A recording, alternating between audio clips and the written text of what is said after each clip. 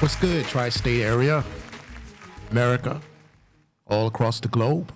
Welcome to another edition of Game Face. It's your boy, Face Brown. We're here in Bravery Studios here in New Jersey. Behind the glass, I got my boy Marv, the marvelous one, we call him. And so let's just get into this. Phone line is 893-621-9536. And let's not waste any time with Antonio Brown, because I don't know how this guy is playing. You tell me, how the hell is this guy playing with a pending rape case charged against him? You tell me. I mean, has it gotten this is it this bad now for us blue-collared Americans? You know, a normal guy, a normal person like me or yourself. Because think about it. If either one of us, me, my producer, God forbid, and you should never be in that position in the first place. But if we had charges of assault or rape, and this is just not sexual harassment, all right? This is rape and assault, okay? This is not, oh, he touched me or he said something inappropriate, okay? Brittany Taylor, the young lady who filed the charges last Tuesday in southern Florida. Brown comes from Miami. He comes from the Miami area. So she filed charges last Tuesday for accusations of incidents that happened back in 2017 and 2018. And it is amazing to me how the New England Patriots, a football team, a franchise, a sports franchise here in America, can just say, well, we didn't know about it. His agent didn't notify us. We didn't know anything about it before we signed him, or we negotiated, or we talked to him. And, it is just amazing. Well, it's just a civil suit. This is not a federal case. This is not. So just because it's a civil suit, maybe it's not that big a deal. You wonder why these players act the way they do. It's not all of them. I understand it's not all of them, but we wonder why some of these players, with all their huge egos, it is amazing to me. And the way I see it is that these franchises, they're enablers. That's what they are. They're enablers. They're willing to look the other way, no matter what the issue is, no matter, what the incident, as long as that player can help them win. Because that's the only thing that matters now in America, right? Is that what you tell your kids? I mean, the only thing that matters is that you win. Morality is just thrown out the door. And it's a disgrace. It is a disgrace to see him in uniform playing with the New England Patriots, because that's a privilege. Do you understand? That's a privilege. And with all the other gaffes that he has had, Antonio Brown has had these past 2 years, the issues with Ben Roethlisberger in Pittsburgh, then the whole thing getting jealous of his fellow wide receiver when he was voted the most valuable player. When Juju was voted most valuable player of the team by the Pittsburgh Steelers, this guy comes to practice the next day and knocks passes down. He refuses to participate. So every time they throw him the ball, he just knocks it down. I mean, just attitude. Nothing but attitude and disrespect toward his teammates and the franchise. Then he comes to the Raiders. Now there's a problem with his foot. Then there's a problem with his helmet. He can't wear the helmet. He's nothing but a big baby. And it is amazing. It is amazing how the NFL, with all the money, billions and billions of dollars, can just let players like this just do whatever they want. As long as we can put a winning project on the field and you tune in and you pay your money through the gates to make Goodell and the rest of these owners rich will look the other way. And it is a disgrace. It's a disgrace. It really is. To see him out there in uniform, catching passes from Tom Brady. What do you have? 4 yards, four receptions, 56 yards, and a TD. I could care less. Now, Brittany Taylor, this young lady, she is supposed to have a meeting with the NFL today. So we'll check up on that later on. But she is supposed to meet with the NFL to present her case and tell her side of the story. Antonio's cousin, Marquise Brown, is supposed to be a witness. Now, if you don't know who Marquise Brown is, he's a wide receiver for the Baltimore Ravens. So are we supposed to believe that this guy is going to be objective for his cousin? He was a witness in 1 or 2 of these incidents. That's what's been reported. So are we supposed to believe that he is going to be objective? And he's going to tell everything straight down the middle? Give me a break. It's a disgrace. It really is. It's really a disgrace. See, the other incidents with Ray Rice, you had video. And that's the difference. When people can watch and see a human being knock out another human being, or beat up or slap another human being, that makes a huge difference. Here, we have no video evidence. We have no video evidence. The same thing with Hunt, the wide receiver for the Kansas City Chiefs, with the tape in the hotel, with him pushing and kicking the young lady.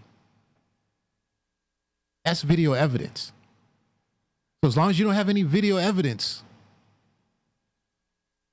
NFL says, okay, we're cool. We're good. It's not a big deal. He's innocent until proven guilty. It's the American way. It's a damn disgrace.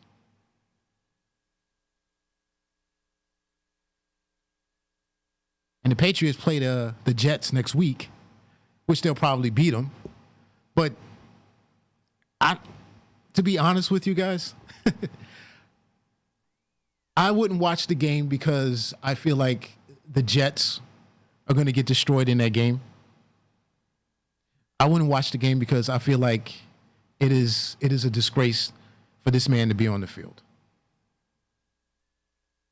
Until we know what happened in those 2 incidents with Brittany Taylor, Antonio Brown should not be playing NFL football. That is a privilege.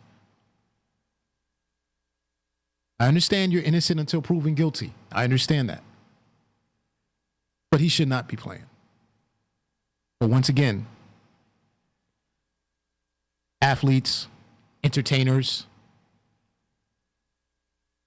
people with wealth, people who are not me and you see how the rules are. And all you're doing is enabling him. You're just enabling him. Players like Antonio Brown, Odell Beckham Jr., our old friend from the Giants, now with the Cleveland Browns. They'll be here tonight facing off against the Jets. It's always something. Giants never straightened that kid out. From the first time he started acting up in the Giants uniform, they should have straightened him out. But they didn't. So it never ends. They'll keep trying to figure out, what more can I get away with? What more can I get away with? Don't show up to practice. run off the field because I can't drink water. I need an IV. Who in the hell ever heard of a damn athlete who can't drink water? Are you kidding me? I can't drink water. So I got to leave in the middle of the play and run all the way back into the locker room and get an IV for about 10 minutes.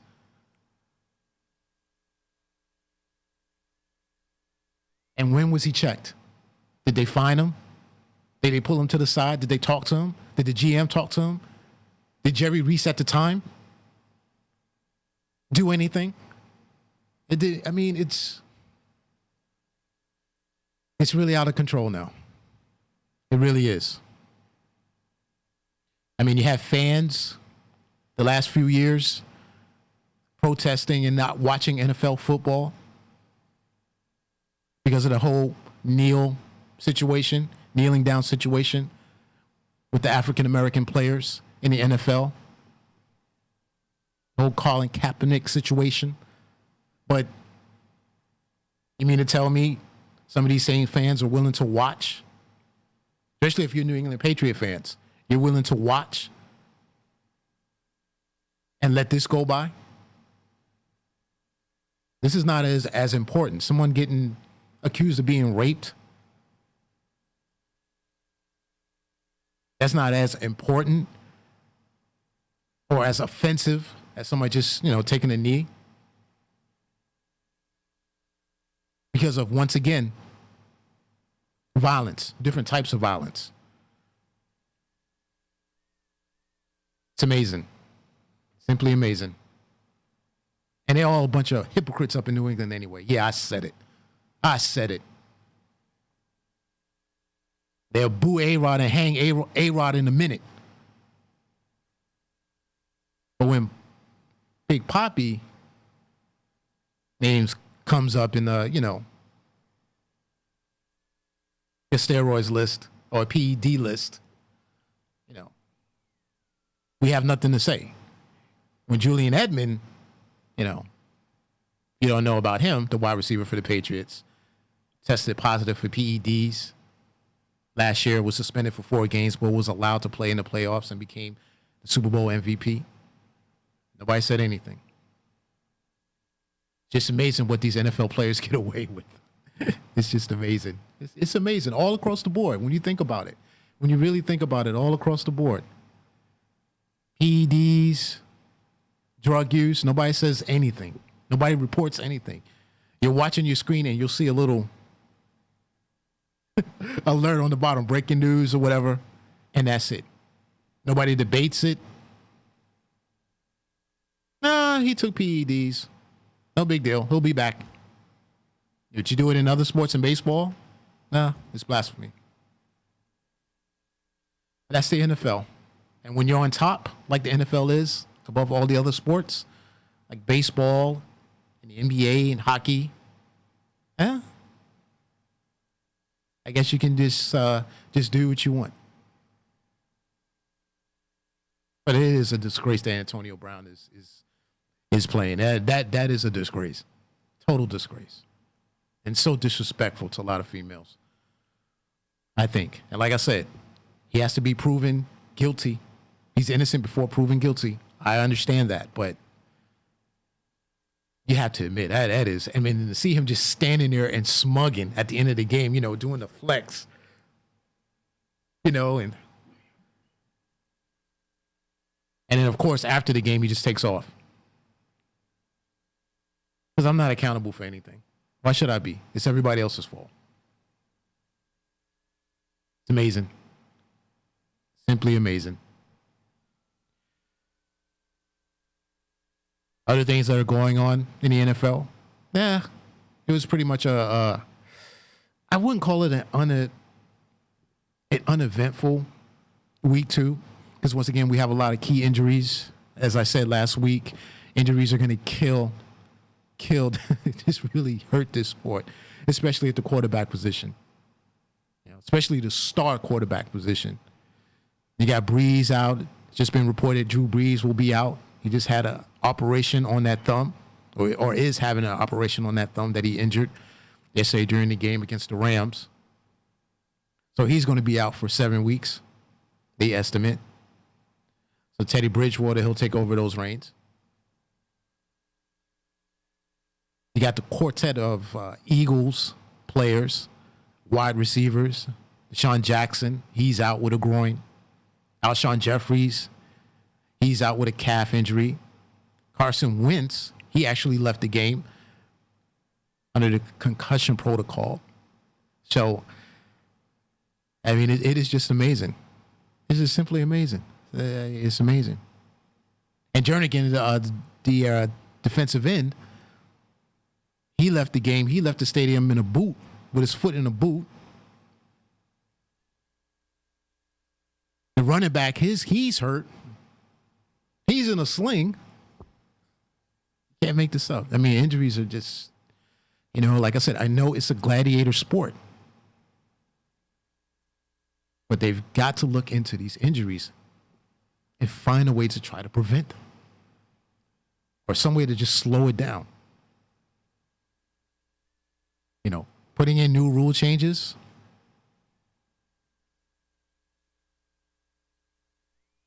Because that's our second topic. Number is 863-621-9536.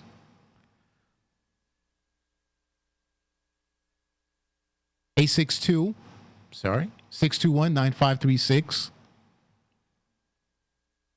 Just call in. What do you think about Antonio Brown? Should he be playing? Or should he be benched? Until we figure out what happened with this young lady. We'll also talk about, as I said, the penalties. New rule changes, penalties in the NFL, which has gotten completely ridiculous and out of hand. I mean, it's gotten to the point now where you're watching a game, and I know I can always maybe speak for myself. You're watching a game, right? You see the kickoff. So the opposing team gets the kickoff. They run it back. He's at the 20. He's at the 40. He's at the 50. He's at the 60. And you're like, yeah, okay. Here comes the flag. And me, personally, I'm at the point where I'm just anticipating this. I'm completely anticipating this. I'm checking for flags. You even hear the announcer, is there any flags? Checking for flags. No flags. That's a news flash. I mean, it is amazing.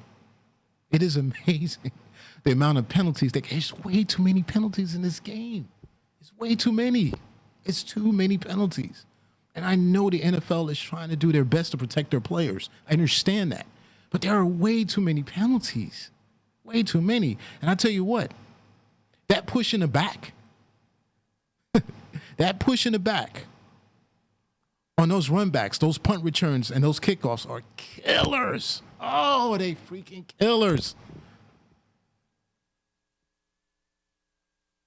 I mean, a kickoff return for a touchdown is like extinct now. It's extinct. They've taken it out of football. They've taken that excitement out of football.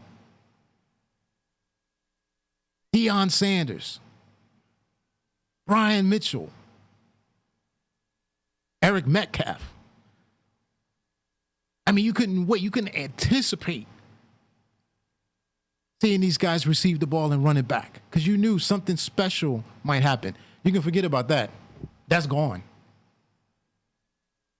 With these new rules implemented, you can forget about it.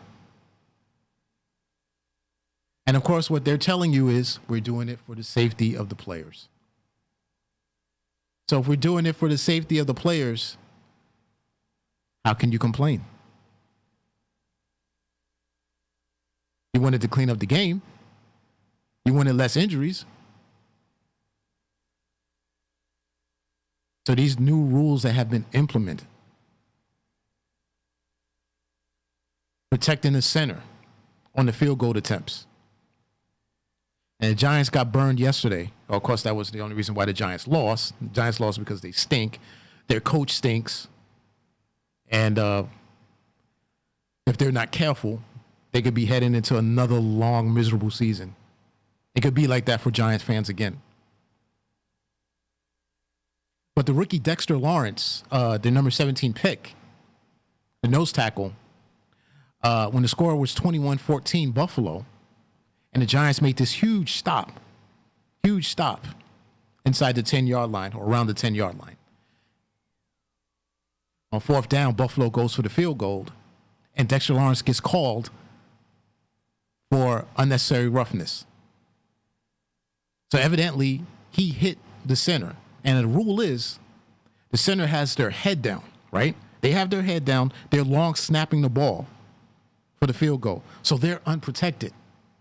They're completely unprotected. So you have to protect them. And the way the rule was, the way I interpreted it, was that you can't go over the top. Because you know how defensive players, they try to jump over the top, and try to block the field goal, block the kick. So the way I interpreted, or the way it was read, was that, you can't come crashing into the center or go over the top, try to jump over the top and hit him in the head or whatever. That's a flag. That's a penalty. Well, in yesterday's game, Dexter Lawrence barely even brushed the center. If he touched the center, it was because he was pushed and probably grazed him on the way by. On the way by, he just maybe grazed him. And they threw a flag for that. That was huge. Oh, that was huge. Now, maybe the Giants would have lost the game anyway. But that was huge. That was huge. He barely touched him. Now Buffalo gets a 1st and goal inside the 5, and you knew what was going to happen. At that point, I just turned my TV because I was just watching NFL Game Day because we knew what was going to happen. They scored. It was 28-14, and that was game. So once again, that was a huge call, and that was a bad call. It was a terrible call. It's one thing to protect the players, and I'm all for that.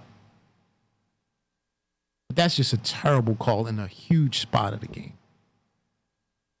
Can't make that call. It's a horrible call. He barely touched him. Terrible call. Now, obvious calls, like in the NFC Championship game last year, the Rams and the Saints, the pass interference that wasn't, that's completely different. Stevie Wonder could see that. All right. So that's different. But some of these man,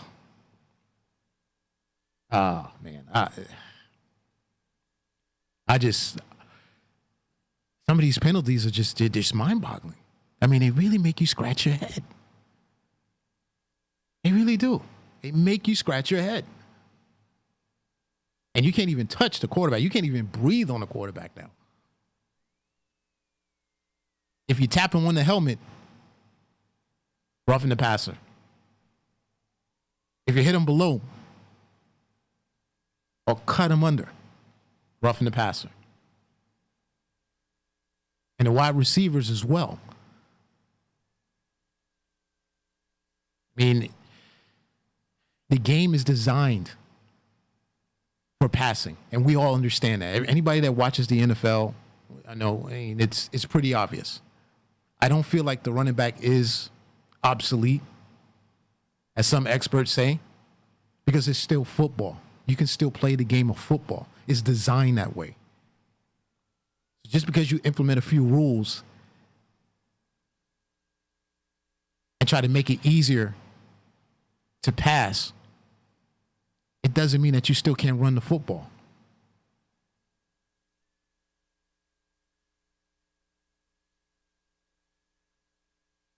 And somebody should tell that to the Giants. Speaking of. Because that was another disgrace yesterday.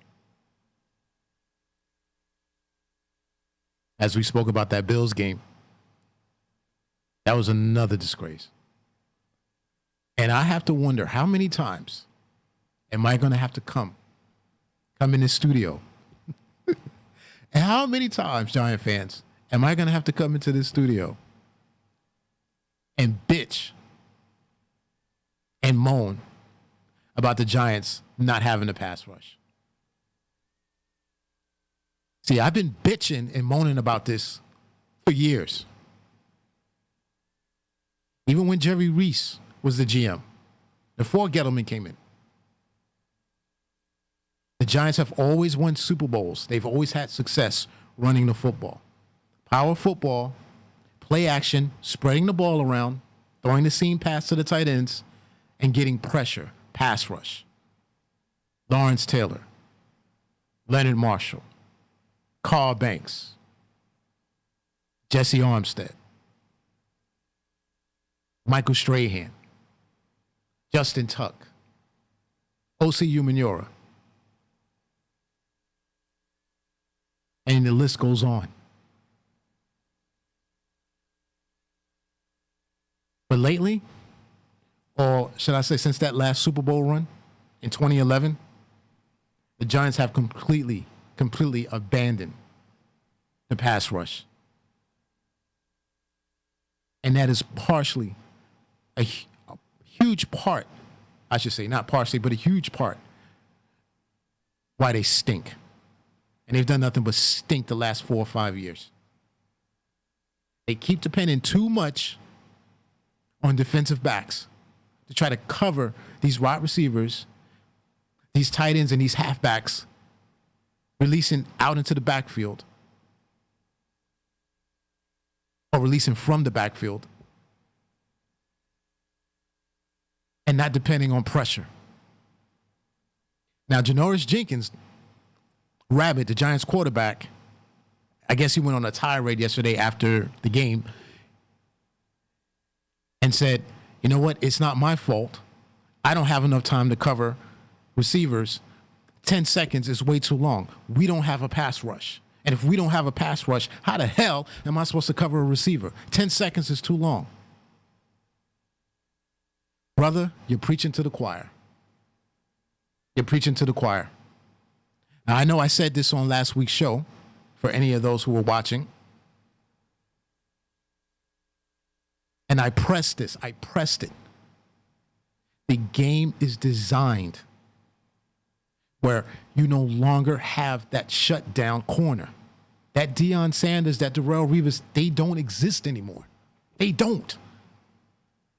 So if you're running a team and you're drafting and you're building a defense, the first priority should be a pass rusher. You have to get pressure on the quarterback. You have to make the quarterback move their feet. I don't care how mobile they are. I don't care if it's Deshaun Watson. I don't care if it's Carson Wentz. I don't care who it is. Lamar Jackson, I don't care. You have to get pressure on the quarterback. You have to flush them out of the pocket. And I don't understand how these GMs who are getting paid all this money, especially here in New York with the Giants and the Jets, how they haven't figured that out. It is amazing to me. It is a shame that Giant and Jet fans have to sit through this mess year after year, season after season. It's a shame. They can't figure it out. They're making the big bucks. I can figure it out. You want to put me in there? You want to hire me? And of course, every fan and every expert thinks that they're a GM and that they're a manager. And I understand that. I understand that, for real.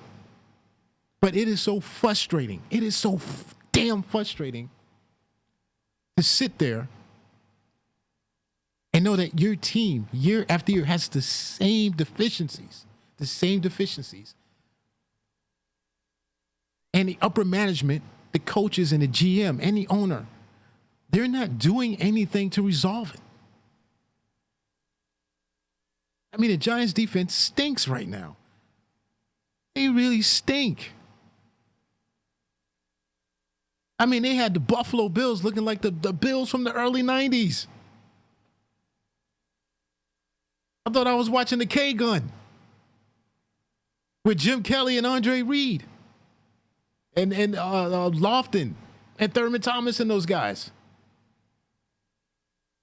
And I want to hear anything from, oh, well, they slowed them down in the second half. They made adjustments. They slowed them down.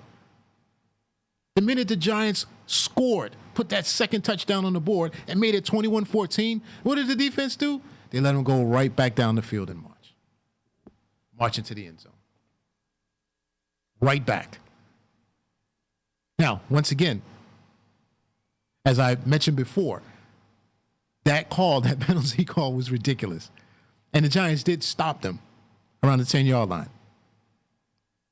But they did let Buffalo hold on to the ball for almost 7 minutes. 7 minutes. All the momentum.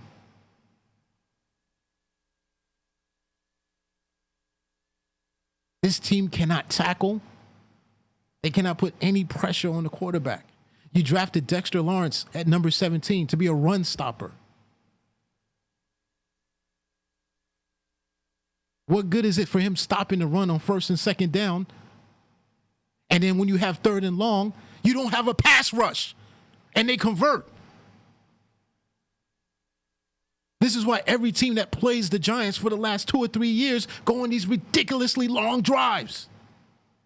Because every time they get to third and long, they can't put pressure on the quarterback.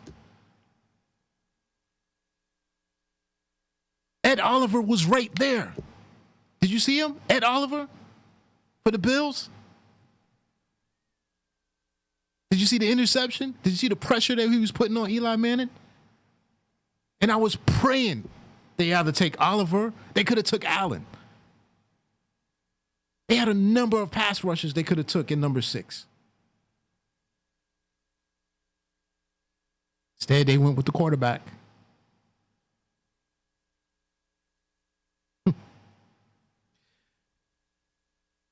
So now Daniel Jones is supposed to save the day. And this was my biggest fear. Because when you take a quarterback at number 6, you have to play him. You don't take a quarterback at number 6 just to ride the bench. Or redshirt him. You don't do that. Not at number 6. Especially if your team stinks. So now I got to pop up every single article on my phone. I have to pop up or click every article. 5 or 6 articles now. Now's the time for Daniel Jones. The Giants are 0-2. Now's the time for Daniel Jones. I disagree. The season is still salvageable. You can salvage it. You can still salvage the season. They're 0-2. Next week, they're at Tampa. They play Washington at home. Those are 2 winnable games. Shepard should be back. He'll have another weapon in wide receiver because he has no weapons right now, Eli Manning, in the receiver core. That receiving core is a joke.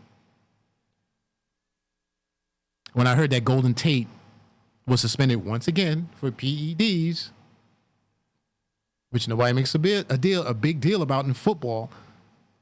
Excuse me. Nobody makes a big deal about that in football. But that was huge. Because Golden Tate is their one playmaker in that wide receiving core. Yeah, you got Evan Ingram, who disappears. Is obviously being double teamed. Buffalo actually had a cornerback on this guy. Not a safety, a cornerback. Because they didn't care about the rest of the Giants receivers. So they put a cornerback on the tight end and took him out. After Saquon Barkley ran roughshod over these guys. Had me excited. Had me jumping up and down on the couch. They made their adjustments on that second drive. But Barkley was still getting his 3-4 yards here and there. There was a couple of runs he had 1 yard. Once they decided to take away those lanes, bring 8 men in the box like they did against the Jets last week. And the Giants still makes the same mistakes that they made when they played Dallas last week. The same mistakes. The same mistakes. Abandon the run. Completely abandon the run. Hand him the ball on first down. He gets 1 yard. Now we're going to throw it. the next two downs. You have to find ways to get the ball into Barkley's hands. He is beyond dynamic. He is the ultimate playmaker. And if he was on any other team, if he was on Kansas City with Andy Reid and Mahomes, my God. You think they're good now? You think they're good now? What do you do? Only pass for another, 400 yards yesterday? Patrick Mahomes? Imagine Saquon Barkley in that offense. Andy Reid would lose it. Andy Reid wouldn't even sleep at night. He'd be up all night just coming up with all types of plays. He's not just a great runner. He's a great receiver. He can catch the ball downfield. Why don't the Giants ever try to stretch the field with this kid? It is amazing. It's simply amazing. It is simply amazing. I mean, Pat Shurmur just completely stinks. He freaking stinks. He stinks on ice. His play calling is so vanilla and so predictable. It is just, I mean, you can't really make it up.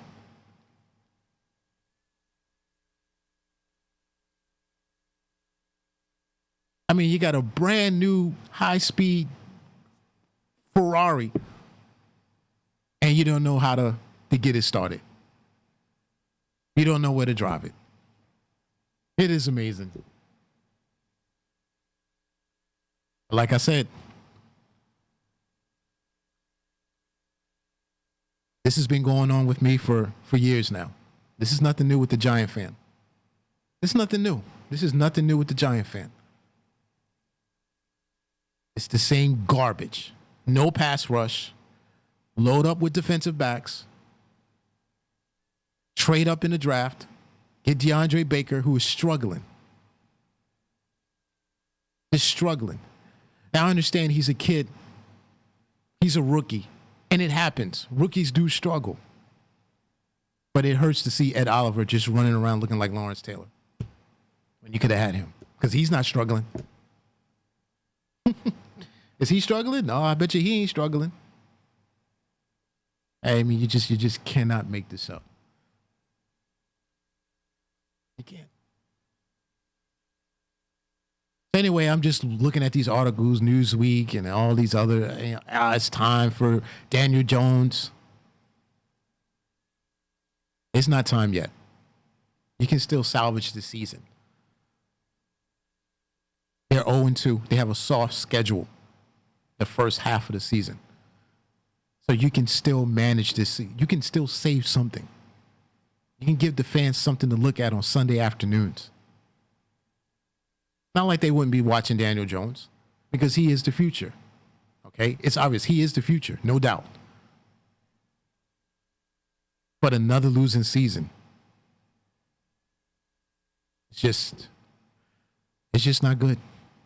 It's not good in Giant land. I think Eli Manning has at least 3 or 4 more starts. If they split the next 2 games, Eli Manning will start. Because they could definitely beat Tampa. I know Tampa also has a very good defense like Buffalo and Dallas. And that's the challenge. You got Todd Bowles, our old friend Todd Bowles, over there running the defense for the Bucks and doing his thing. Something that I think is a better fit for him, actually, than being a head coach. I just don't think he had the chops to be a head coach. I just don't think so. Good guy, but I don't think he had the chops. But you got Washington, who's 0-2. There's nothing to write home about. So you can't tell me the Giants can't win these next 2 games. Are you confident as a Giant fan? No. You're not. You're probably not. But you can't tell me. It's not like they're playing the Pats or the Chiefs. So what do you think? Do you think Eli Manning should be benched? Or do you think we should just go with Daniel Jones? Like I said, the number is 862-621-9536. You can hit me up on Facebook Live.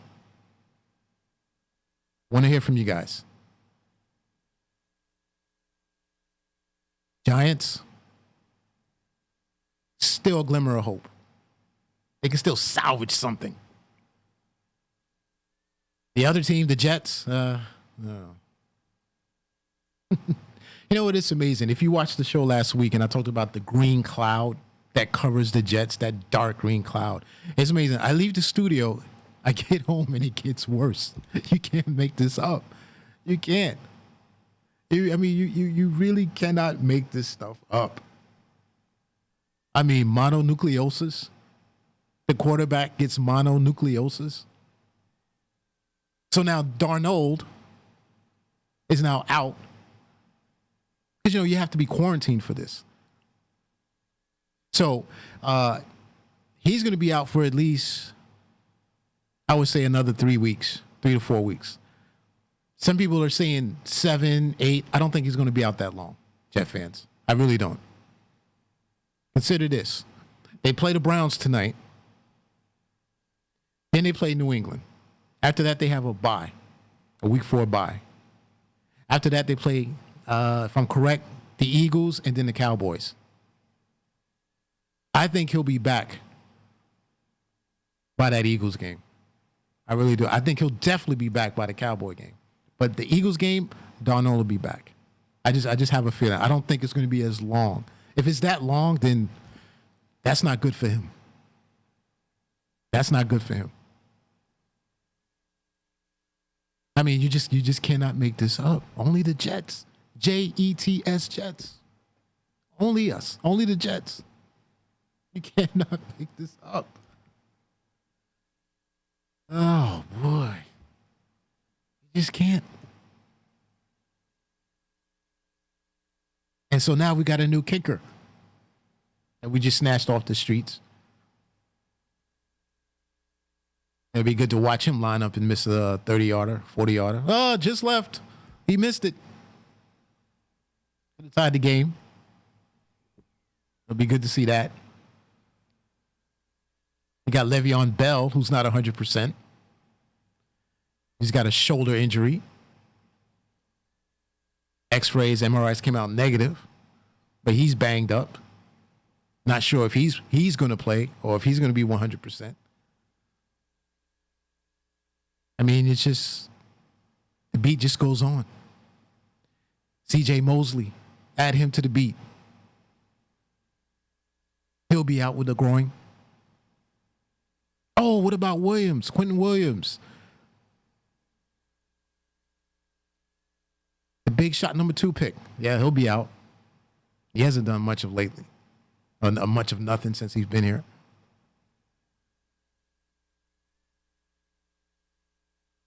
And I can't say I was disappointed in the Jets picking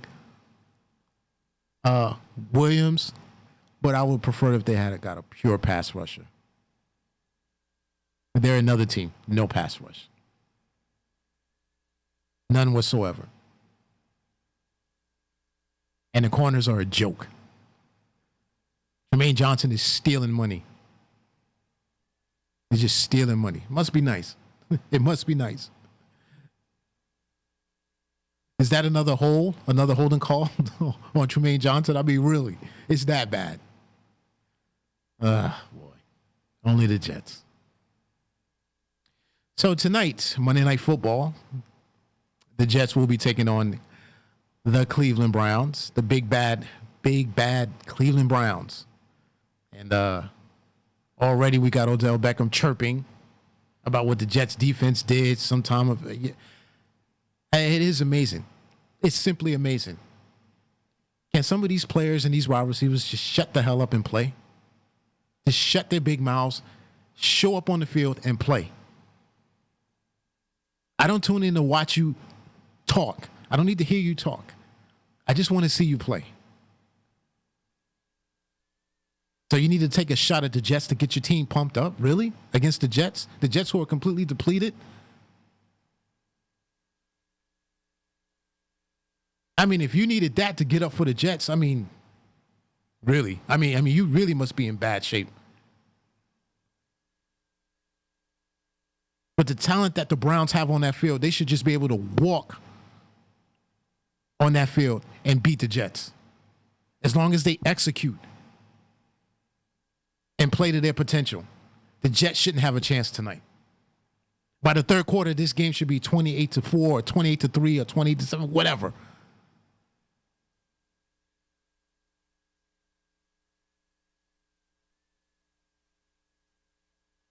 Baker Mayfield versus Trevor Siemian? Really? Nothing against Trevor Siemian, but come on. That dark green cloud is just getting darker and darker and greener and greener. It's amazing. You just cannot make this stuff up. Season's already over. Season's already over. If you're a Jet fan, it's already over. And Adam Gase doesn't have a clue. Already, he's probably asking himself, what did I get myself into?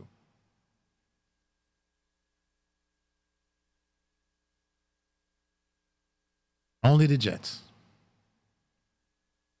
Only the Jets. Like I said, that game should not be close tonight. If it is, guess what? We've got problems in Cleveland. We've got major problems in Cleveland. And if I'm the Jets as well, I might want to start using the tight end a little bit more. Now, they're starting tight end Herndon. Once again, he's out.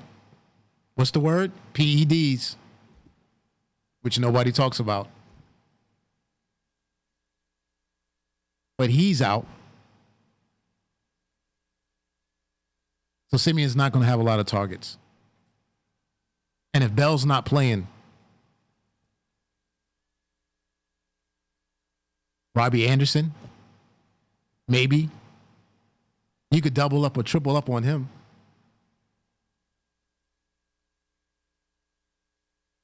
I mean, you just cannot make it up with the Jets.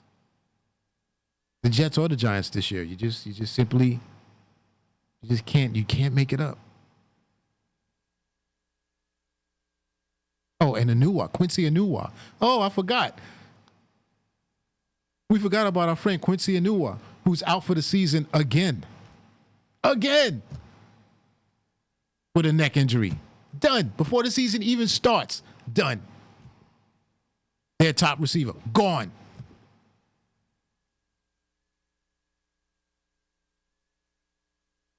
The Jets are going to have to decide what they're going to do with this kid.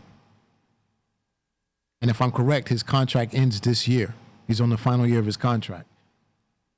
What are they going to do? Are they going to try to bring this guy back? He can't stay healthy.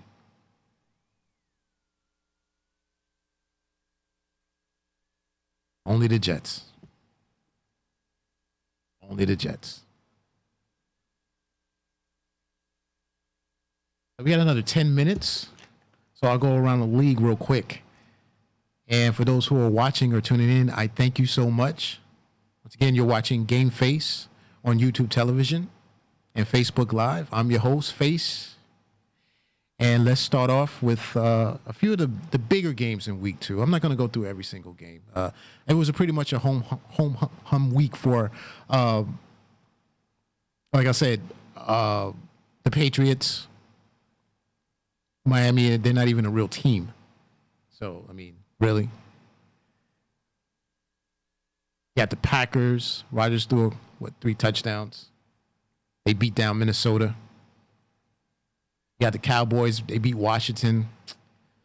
I'm not going to go crazy over the Cowboys like everybody does in the media. You're not going to get that here. So if you're a Cowboy fan, you're wondering why the hell I haven't mentioned the Cowboys, well, get used to it, buddy. The only time I'm going to mention the Cowboys is unless I think they're actually a serious contending team. Because we've been through this before with the Cowboys. All right. So I'm not drinking that Kool-Aid yet. They played the Giants. They played Washington. So let's see what the Cowboys do down the road before we start saying they're going to the Super Bowl. Because you're already getting that sense already from Cowboy land, from Jerry land. Oh, them Cowboys, they 2-0. Them Cowboys, Dak this and Ezekiel this. Calm down. They haven't won anything in 25 years. Relax. Last night, the Falcons beat the Eagles 24-20. And like I said, a bunch of injuries. There was like a triage for the Eagles. Sean Jackson out. Alshon Jeffrey out. Good win for the Falcons, though. Way to bounce back after they looked bad in Minnesota. So, good win for them. It was the Colts over the Titans. Now, the big news with that is Adam Vinatieri. And I mentioned this yesterday, last week, people. Vinatieri, at some point, is going to happen. And there's rumors going around that today he might just announce his retirement. So you got to stay tuned on that. But, you can't be missing field goals and extra points. That's automatic for him. And he cost them a game last week. They could have easily won that game last week had he made his field goals and extra points. So, but still, yesterday they managed to beat Tennessee. And what a terrible loss. And that's a bad loss for Tennessee. That's still a bad loss for Tennessee. Think about it. You go into Cleveland, all right, you weather that storm, and you beat the crap out of the Browns. I mean, you just beat them to a pulp. And then pump up your chest at the end of the game and said, they were who we thought they were. And then you come home and lay an egg to the Colts. That's not a good – that's a terrible loss for the Titans. Titans, you got to win that game. I'm sorry. You got to win that. So it was the Rams over the Saints 27-9. And look, I just felt like, especially in the second half, the Rams just outplayed the Saints. It's as simple as that. Breeze went out. I mentioned earlier, he's having an operation on that thumb. He'll be out for several weeks. Teddy Bridgewater will take the reins, and I think the Saints will be all right. I like Teddy Bridgewater. I just think yesterday that was just a mountain. That was impossible to climb. I just think the Rams just had their number yesterday. I think the Rams just outplayed them. Todd Gurley still doesn't look 100% to me. He scored a touchdown, had one rushing touchdown. I understand that, but I just think they were just outplayed. As simple as that. It happens. It doesn't mean they can't beat them if they see them down the road. And as far as the bad call, the fumble, by Goff. I know it's just and you can hear it. You can hear it echoed all through the NFL. It was all on social media, all on the post games about them getting jerked on another bad call against the Rams. Hey, look, the same thing happened in the Giants game. Okay, where the Bills quarterback fumbled, Josh Allen fumbled it, but then the referee said they blew the whistle. So, hey, same thing happened in the Giants game. I'm not going to go nothing crazy over that. Hey, you just got to play better. Play better, and you'll beat them. So it was Seattle 28, Steelers 26. And right away, the Steelers are 0-2. The panic is probably starting to set in. You heard Deion Sanders say last week on the NFL Network that there's a possibility of Roethlisberger might retire. Now, he left this game. He had an injury to his elbow, if I'm correct. He had an elbow injury. So he left the game. The backup came in, didn't play bad. But Seattle, they really know how to win those type of games. So that's why I was very cautious about picking the Steelers this week, because Seattle, they really, really know how to win those types of games. So good win for Seattle. They're 2-0. Steelers 0-2. And like I said, Mike Tomlin is, I tell you what, his teams have just not been good lately. I mean, it's getting worse and worse. They make the playoffs, but they can't play. I mean, there's certain teams they can't beat. New England owns them. I mean, I don't know. You might see some changes in Pittsburgh by the end of the year. Who knows? So I wouldn't be shocked. I wouldn't be shocked about that. So, like I said, the Pats won the Chiefs, and the Chiefs just keep scoring and scoring and scoring. Patrick Mahomes just throwing touchdown after touchdown after touchdown. And it's really, as far as I'm concerned, already he's in the lead for MVP. I can see it. Again, MVP.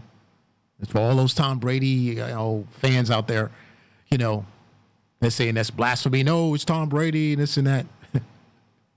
Patrick Mahomes is something special. I mean, he is really something special to watch.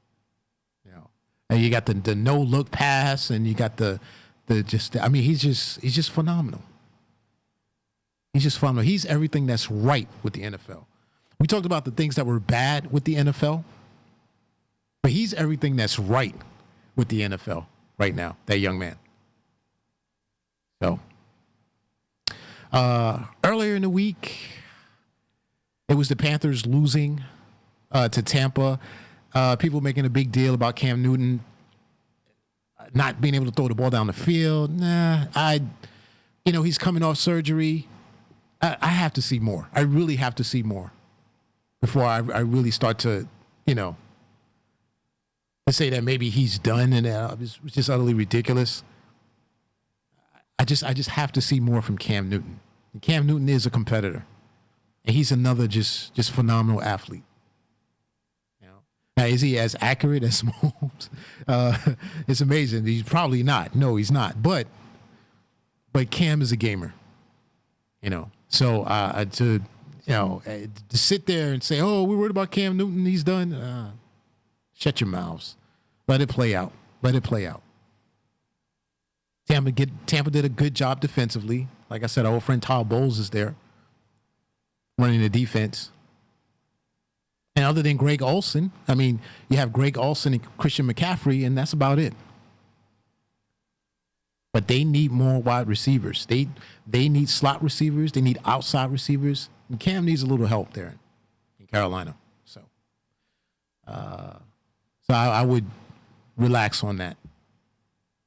It's not the end of the world. I don't think this is the end of Cam Newton. Pretty much that's it for week number 2. Like I said, tonight, the Jets versus the Browns. Mayfield. Baker Mayfield, who's talked a lot of talk. Has not walked the walk yet, but he's talked a lot of talk. They'll be in MetLife Stadium tonight. And, hey, maybe the Jets will give us a good game. You never know. On any given Sunday or Monday night, maybe they'll make it watchable. Next week we'll have the show on same time. We're gonna do a little baseball.